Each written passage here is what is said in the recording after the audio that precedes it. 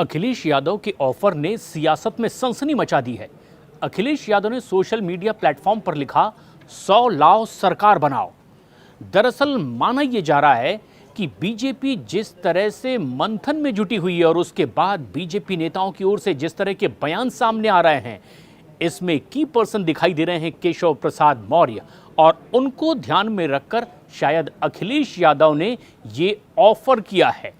दरअसल social media platform पर अखिलेश यादव ने लिखा, मॉनसून ऑफर, 100 लाओ सरकार बनाओ। और ये पहला मौका नहीं है जब इस तरह का ऑफर देते नजर आ रहे हों अखिलेश यादव। इससे पहले भी वो ये बात कह चुके हैं। दरअसल जब जब केशव प्रसाद मौर्य के कुछ ऐसे बयान सामने आए हैं जिससे ये लोगों को महसूस होता है कि उनकी बीजेपी के कुछ नेताओं से अनबन चल रही है या फिर कुछ खटास की खबरें हैं, इस मौके का फायदा उठाते हुए अखिलेश यादव अक्सर इस तरह का ऑफर देते रहे।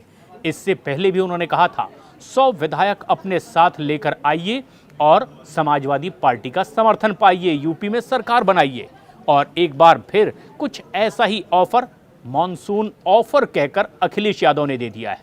दरअसल बीजेपी पिछले लोकसभा चुनाव में उत्तर प्रदेश में नंबर 1 की नहीं बल्कि नंबर 2 की पार्टी हो गई है। सबसे बड़ी पार्टी समाजवादी पार्टी रही लोकसभा सीटों को जीतने के मामले में। और ऐसे में माना यह जा रहा है कि बीजेपी जो अकेले बहुमत से दूर रही है, उसमें सबसे बड़ा रोल उत्तर प्रदेश का रहा है, जहां उसका प्रदर्शन उम्मीद से बहुत नीचे दिखाई दिया। और ऐसे में अब जबकि हार के कारणों पर मंथन हो रहा है, कई अलग अलग नेताओं के अलग अलग बयान आ रहे हैं। कुछ विधायक ने कह दिया कि सबसे पहले तो प्रदेश अध्यक्ष को ही इस्तीफा दे देना चाहिए। तो वहीं ऐसे ही एक मंथन बैठक के बाद केशव प्रसाद मौर्य, जो कि यूपी के उप मुख्यमंत्री हैं, उन्होंने कह दिया, सरकार से बड़ा संगठन है। मतलब ये कि क्या उत्तर प्रदेश में एक बड़ा बदलाव होने जा रहा है। दरअसल इस बयान के पीछे का मकसद क्या है? क्या कहीं कोई तलखी या नाराजगी इसके पीछे की वजह तो नहीं? और इसीलिए अखिलेश यादव ने ऐसे मौके का फायदा उठाते हुए इस तरह का ऑफर दिया, या यूं कहें कि सियासी चाल चल दी है। और सियासत का ये दस्तूर भी रहा है, ना सिर्फ खुद को और खुद की पार्टी को मजबूत करना, बल्कि विरोधियों और विरोधियों की पार्टी को कमजोर करना भी। और अगर ऐसा एहसास अखिलेश यादव को हुआ है तो उन्होंने गर्म लोहे पर हथौड़ा मारने की कोशिश अपने इस बयान के जरिए की है। दरअसल भूपेंद्र चौधरी जिस तरीके से उत्तर प्रदेश की बागडोर पार्टी की संभाल रहे हैं, उसके बाद उन्होंने प्रधानमंत्री से मुलाकात की है। माना यह जा रहा है उत्तर प्रदेश में अब कोई और प्रदेश अध्यक्ष हो सकता है। ऐसे में केशव प्रसाद मौर्य का ये बयान कि सरकार से बड़ा संगठन है, ये कई मायनों में अहम भी माना जा रहा है।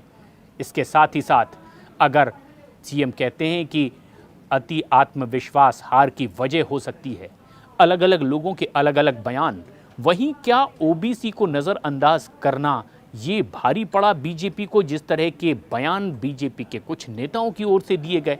और तब अखिलेश यादव का ये कहना कि बीजेपी इस वक्त अंतर कलह से जूझ रही है और यूपी की जनता की उन्हें कोई परवाह नहीं। और इसीलिए भी एक बड़ा ऑफर अखिलेश यादव की ओर से दे दिया गया है।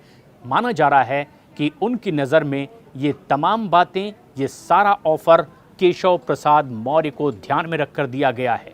क्योंकि कार्य करने वाली बात यह भी है कि केशव प्रसाद मौर्य ही बीजेपी यूपी के अध्यक्ष थे जब 2017 में बीजेपी को प्रचंड बहुमत मिला था और माना गया था कि 14 साल का बीजेपी का उत्तर प्रदेश में वनवास खत्म हुआ। केशव प्रसाद मौर्य तब अध्यक्ष थे। और अब जबकि ऐसा ऑफर आया, हालांकि केशव प्रसाद मौर्य ने इस पर जवाब भी दिया। उन्होंने कहा है कि 2017 की प्रचंड जीत 2027 में भी दोहराई जाएगी। अखिलेश यादव का नाम लेते हुए सोशल मीडिया प्लेटफॉर्म पर उन्हें इसकी चुनौती भी उन्होंने दे दी है।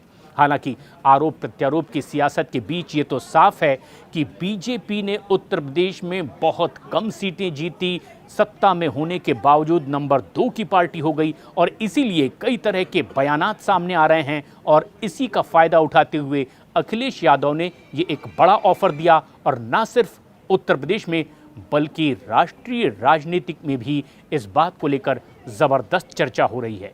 आखिर अखिलेश का ये बयान किस ओर इशारा करता है? आपकी क्या है राय? हमें कमेंट्स करके ज़रूर बताएं।